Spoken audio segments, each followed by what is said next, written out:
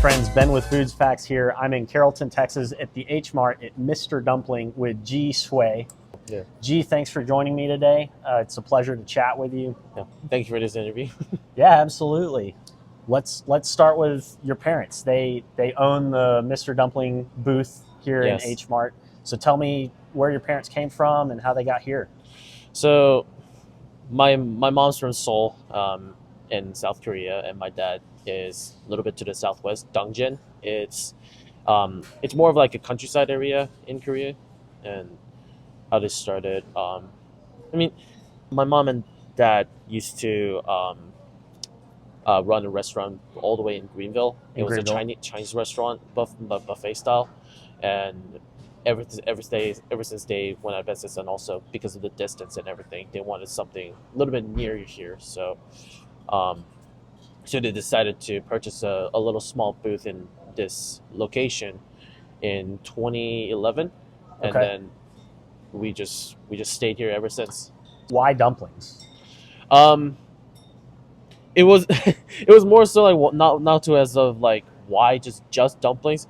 It was because this stall only sold dumplings here, and then they decided to transfer the ownership to us. So that's why we still sell dumplings and everything. And I know people like ask like, oh, do you have rice? Do you have fried rice? And like, no, because we only sell dumplings here. Right. Yeah. Yeah, and there's a couple other booths. Yeah. Y'all are the oldest booth in this little food court, right? Yeah. I would say so because Bento and us are the only one like that are the originals that was still here for like 15 or so years.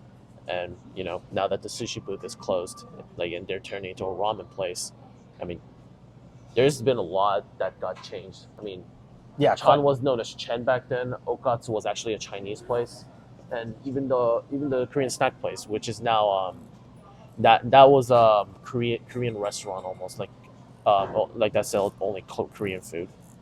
I know my wife and I have been coming here since we had our kids, so about 4 years, three and a half years, and we've seen the turnover, but you guys have always stayed the same. And we've always told our friends that Mr. Dumpling's, in our opinion, one of the best spots to get dumplings in the DFW area.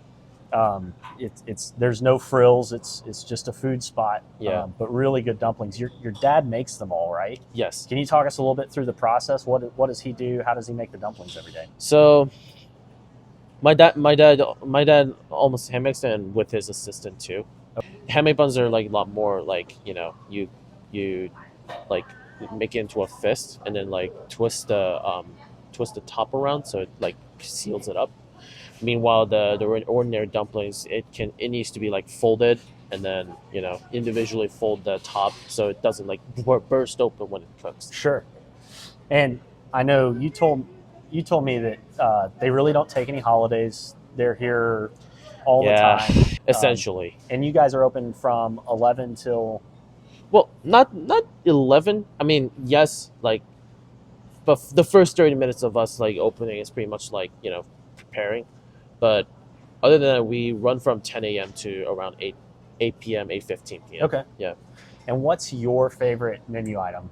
My favorite item up there is like potentially soup dumplings and boiled dumplings. Boiled dumplings is just classic to us. Like, I mean, it's the most traditional. I mean, steam and boiled, those are like pretty. Sure. Yeah. Do you have some dumpling history you can share with us? I would say dumpling history. It can be universal, I guess, because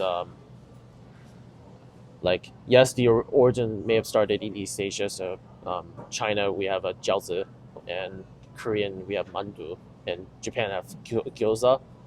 And I mean, it pretty much traveled east to west, I guess, because literally whenever I see like the dumplings in the other countries, we see like Indian subcontinents like samosa. So, and then there's Georgia, which they have their own soup dumplings called hinkali.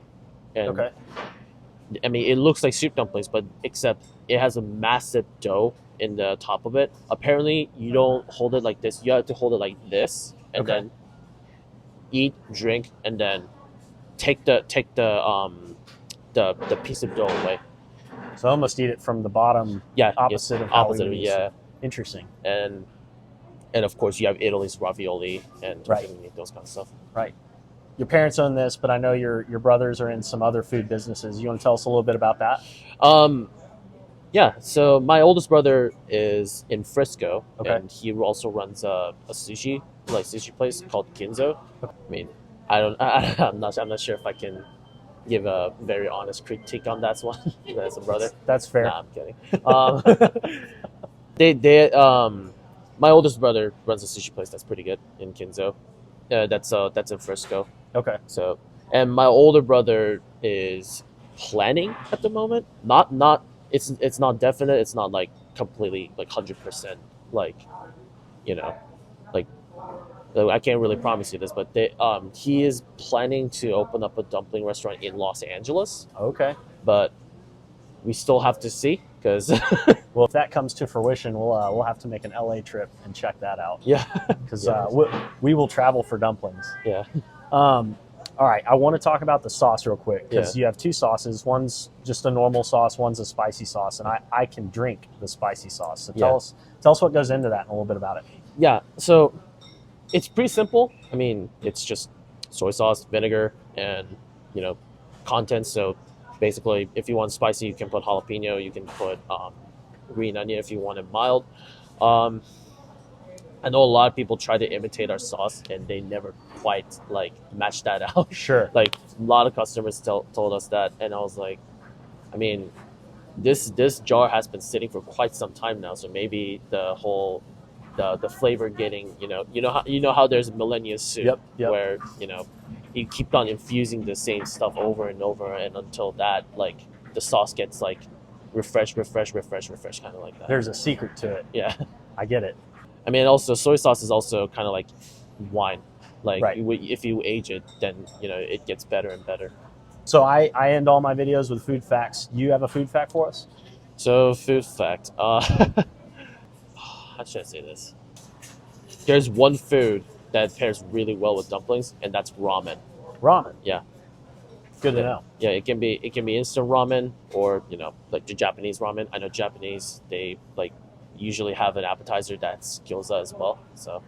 So G suggests pairing dumplings with ramen, which two foods that I love. So now you know. Well, thanks, G. I Thanks so appreciate much. it. Yeah. We're gonna go eat some dumplings now.